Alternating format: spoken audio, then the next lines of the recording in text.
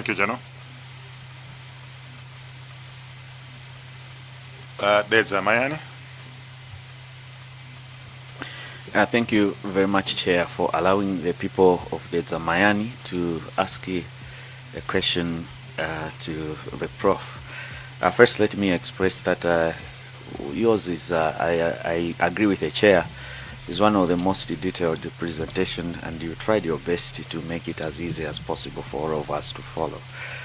But looking at your previous roles, I am understanding that you were the commandant of the National Defense College. Is that so? Correct, Honorable Member Ndege Mayani. When was that? I was commandant of the National Defense College from August of 2022 to December of 2025. Oh, so it's very recent. I just wanted to understand about if you were given either provided with a vehicle and as a commandant, were you provided with a vehicle and the fuel, and how was the fuel provided to you for that vehicle? I just want to learn on that one. Yes, I do have an official vehicle and I've also used it here. The fuel is paid to me by the Malawi Defense Force on a monthly basis. So, and if I have specific trips which are not provided for in my monthly budget, then I have to requisition from the Joint Force Headquarters. So I just wanted to get your operational issues. So for me, I just wanted to understand how you operate. In that manner, then it means the army, of course, where you are, you don't use fuel cards, or what's the payment method necessarily when it comes to fueling? I just want to understand that. Depends. It depends. Like in my case, it's factored in my salary, so I get it through my salary. But I know my other colleagues have fuel cards. I also had a fuel card at some point. Yeah, by and large, that's how we do it. Rarely we use cash to buy fuel, but depending on circumstances, sometimes you have fuel shortage in filling stations, so they can give you cash to buy the fuel. Chair, I do understand that a military craft cannot necessarily buy mafuta munchigugu or something of that nature. So that's why I'm a bit more curious, because when you get the story about the fuel of money, it is coming in cash. So I am trying to see how the fuel for the aircrafts are done. Does the donor have a fuel card, or how is it being fueled, and how is the payment being affected? Why am I having that at the back of my mind?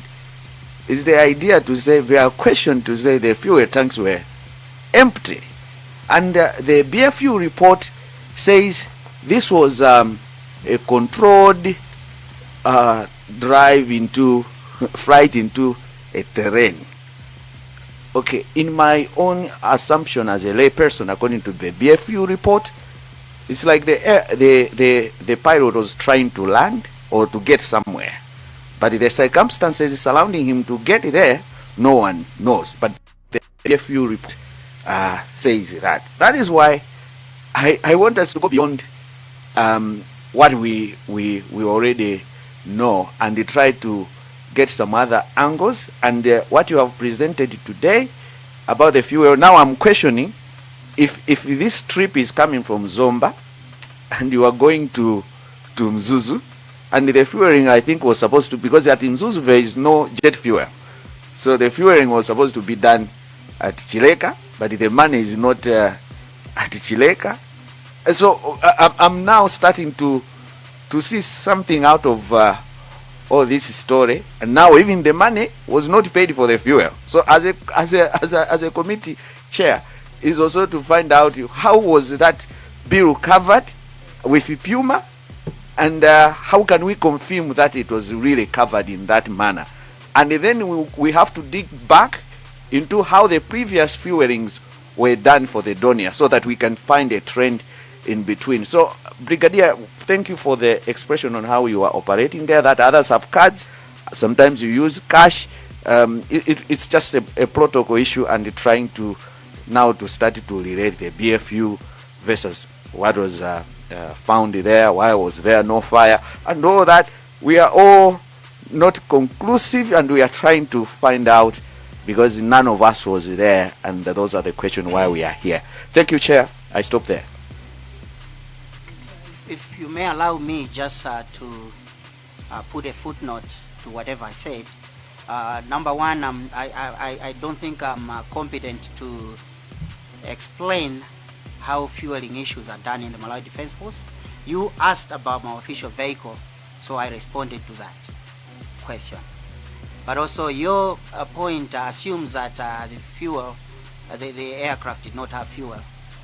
Why did it in the first place fly from Zomwe to Blantyre and then Blantyre to Mzuzu? So just wanted to highlight that, Chair.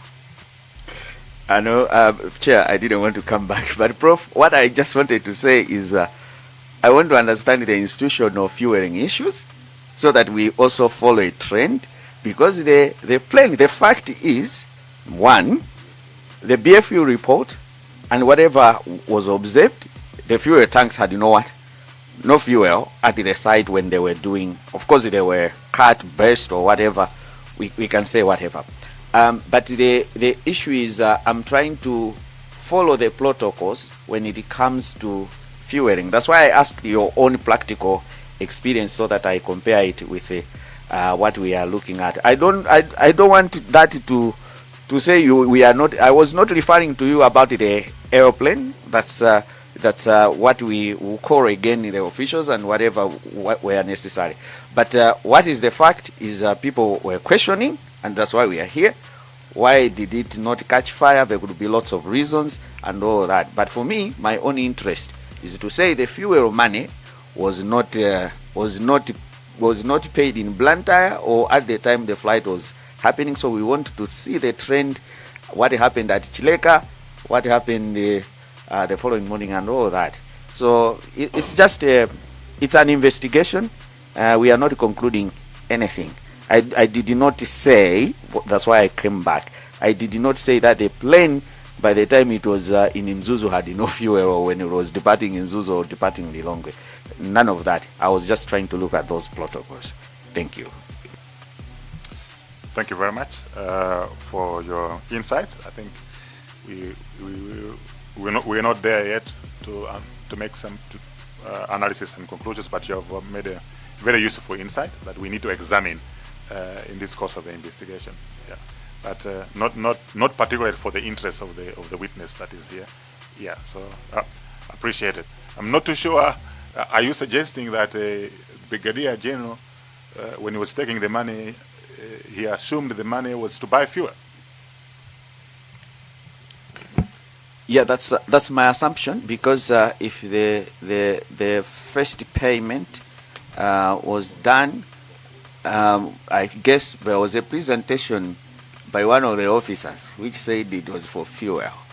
I think that was Council Wapona Kita, who said the money was supposed to be for fuel. So I'm trying to follow from that angle.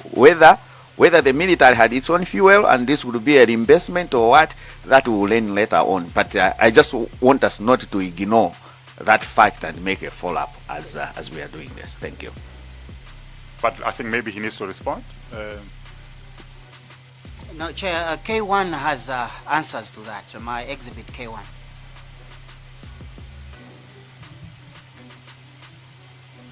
Yeah, K1 has the total cost for fuel, which is 5.1 million kwacha, and you were carrying 5 million kwacha. So, is that the answer that you are referring to? No, the answer is that the purpose of the money that I had collected, the breakdown is on that invoice that we sent to the Kasambara family. No, thank you for that. Any further comments? Can I take Zomba Tonde hasn't interacted? Thank you so much, Chair. And good morning once again, Professor. Maybe, Chair, I raised my hand on I had a supplementary, so maybe I'll just connect it with my other. I have one question, but on the previous one. Professor, I just wanted to confirm if you spent, like, where did you spend your night on this tragic day? Thanks so much, Honorable Member from Zomba Tondwe. I went back to my house in Area 43. So I left Area 43 on Monday. I went back to Area 43 on the same day. I'm referring to the day of the aircraft crash. Just to confirm. Yes, Honorable Member, that was on the 10th of June. Thank you so much. I was looking at, it may look like I'm repeating, but just to stress something different, I was looking at when you are assisting Mr. Valera and the Mwale on the procurement of this flight. You personally called the Air Force Commander. In short, you showed interest to support, and maybe why I was asking where you slept was like, I expected you to show the same kind of interest in this case now that there's a crash, but you've already commented, so I may not expect you to maybe elaborate more. It's just something I wanted to add on that one, Chair. And the two, I wanted you to confirm that when these people, Mr. Valera and Mr. Ngale, when they came to you, you wanted clarity on which commander of the three relevant commanders. And when later you called Brigadier General, was it Major General? I'm not so sure, but Ishmael. He indicated that he had no information, so he did not know.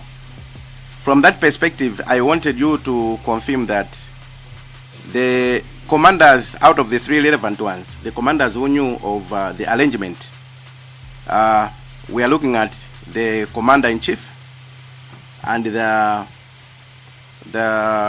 CTF. Just to confirm that the Air Force commander did not have any, never had any prior knowledge of this. Just for you to confirm. Yes, and I think my script is clear on that note, Honorable Member. So I identified those three commanders, and I was now going in the ascending order. That's why I had to start with the Air Force commander, and our conversation ended there. No, that question I'm asking you for the sake of this committee, because we've had other witnesses, and surely we may be having others. But I wanted Chair to note that his testimony is that in this case, Major General Ishmael was not part. So we are looking at the possibility of the others. I submit. Thank you. Any questions? There's Agastino.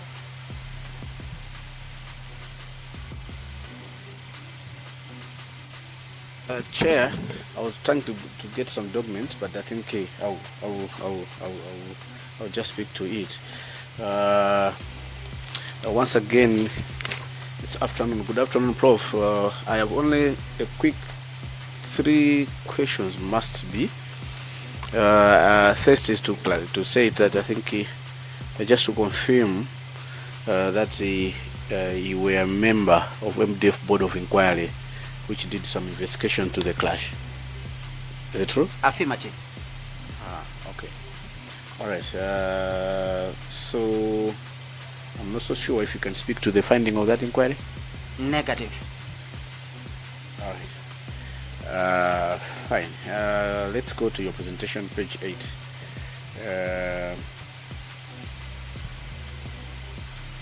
You have used the word limited search capability.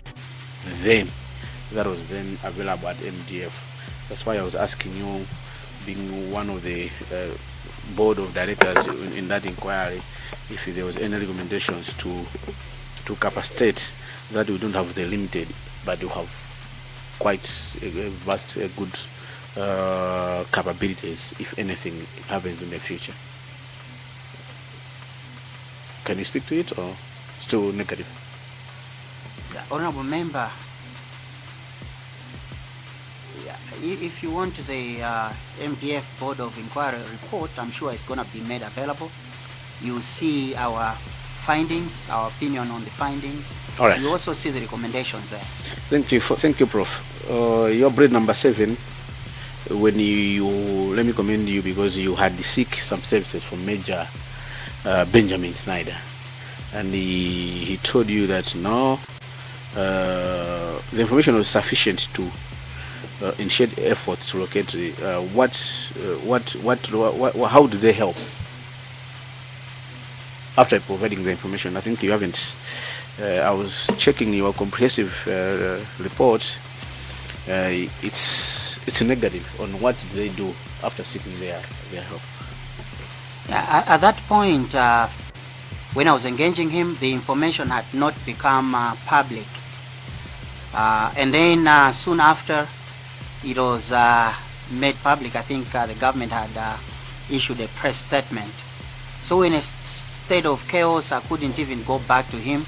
What was important at that time was to find the aircraft. So whoever had relevant information at that time could have provided it. So I did not go back to him, and he also didn't come back to me, because now everything was public information, honorable member. Okay. On post-Eastern financial clarification, there are issues of 5 million, which my honorable colleagues are asking. On Thursday, 13 June 2026, can you come? 2026. Sorry, my submission indicated 2026, but it's 2024. Chair, you may need to correct that. My sincere apologies on the dates. With your permission, yes. Then the Air Force commander instructed you to deposit. I want you to confirm that the 5 million, you are saying 2,105,000 you deposited into Malawi Air Force Command because the funds represented allowances to the crew. Correct? Correct, honorable member. If you look at the invoice, it is also indicated that, and that's also what the Air Force commander told me. So this was not the fuel money, but it was for allowances. So the estimate or the quotation, which is K1, has a breakdown of everything, and that we submitted to the Kasambara family. I'm sure the Air Force commander or Major Kalinga may also have brought it as an exhibit. So it has a breakdown of the purpose of the respective sums of money. Chair, I think that's all for Benzagasina. Just to say that I was asking that because I was looking for that documentation. Chair, if you remember, Major Kalinga had indicated that they pay fuel using the check, and they paid for the check with the fuel. That's why I was asking that he must confirm that the money was for allowance for the crew as he has indicated. I submit, Chair. No, thank you very much. We don't want to go backwards. I think we've gone through, the quotation is clear. There's a summary there on the quotation. Aviation fuel, 5.1 million. Money for operational costs was 2.1 million. Allowances, 2.1 million. So we don't want to go back there, but he has been kind enough to provide us with all documents.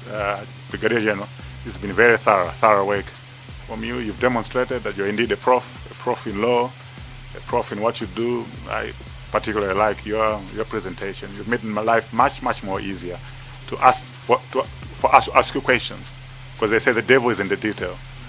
The devil is in the detail. But here it was very clear. We were able to pick up, issues that we should interact with you. So we appreciate. I'm sure members have exhausted everything else that they wanted to ask. Others are conflicted, so we respect that.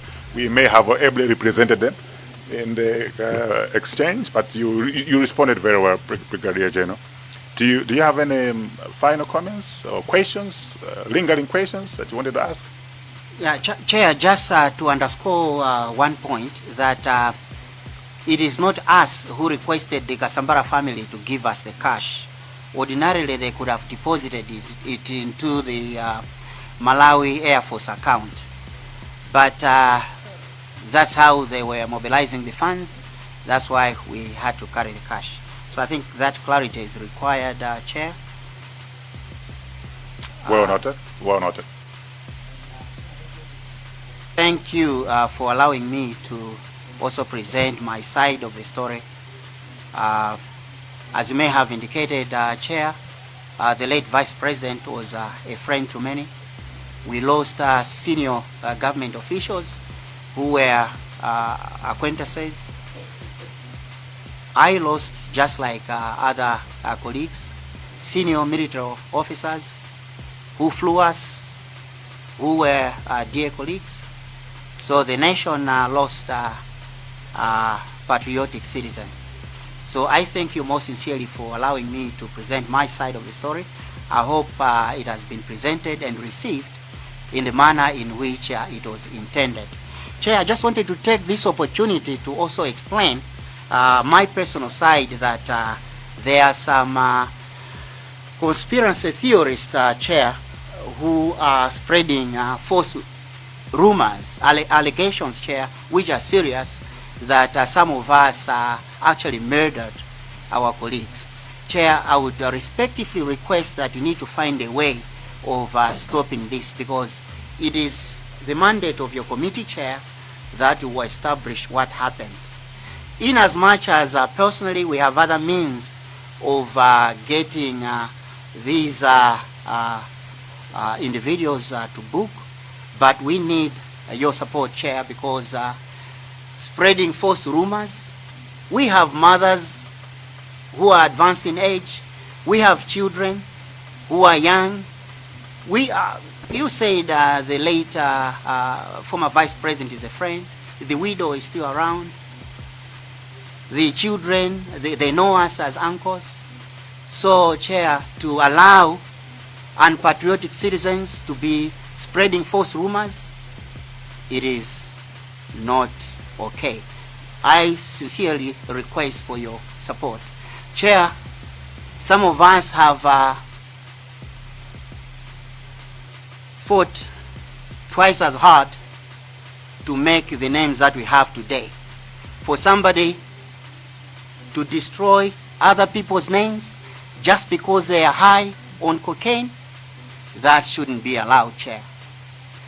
My sincere apologies for being emotional, but I had to say, Chair, we are all patriotic citizens, we are all law-abiding citizens. Please support, please help. Otherwise, honorable members, honorable Chair, keep up the good work. Let's get to the bottom of this issue. It is in our interest of not just yourselves, but all of us. I thank you so much for allowing me to have this opportunity. No, thank you, Brigadier General. Just to assure you that as Parliament, we have a duty and the responsibility to defend and protect the witnesses that are going to come here. So even every information that you have disclosed here, we have a fiduciary responsibility to safeguard your life, your future. So we will not in any way or under any circumstances accuse any wrongdoing. That's not our duty. And we will not allow other people to come and attack witnesses, because others will also start shunning away. So we share your sentiments, Brigadier General. We will discuss on how this matter can be handled as a team. But just to appreciate your cooperation and the discourse we've had. And we wish you all the best. May God bless you. You may take leave now. Thank you.